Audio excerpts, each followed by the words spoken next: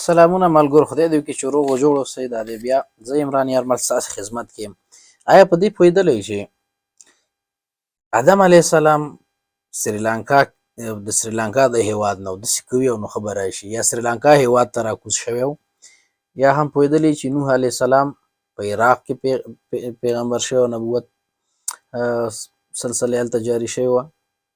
که غواړئ پوه شئ چې نور انبیا په کومو ممالکو ته راغلي دي او کوم هیوادونه د انبیاو هیوادونه دي، راځئ دا ویډیو را سره تر اخره وګورئ.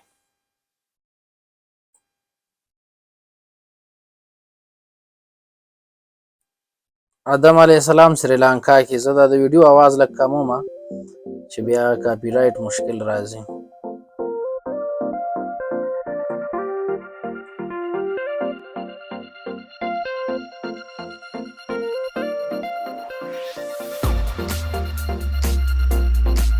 نوح علیه السلام عراق کې، هود علیه السلام یمن، صالح علیه السلام عراق،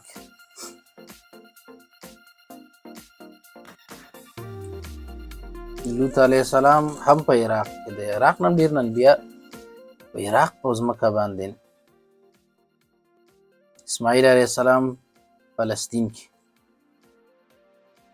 دی ورته فلسطین وایي که نه، د انګریزان او خارجیان. اسحاق، یعقوب، یوسف فلسطین کې و، بیا وروسته مصر ته لاړ.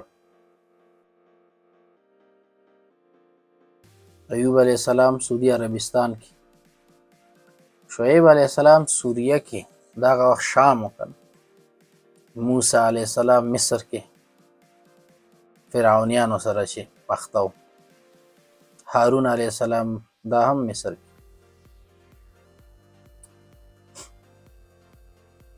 داود علیه السلام فلسطین کې. سلیمان علیه السلام هم فلسطین کې. الیاس علیه السلام هم فلسطین کې.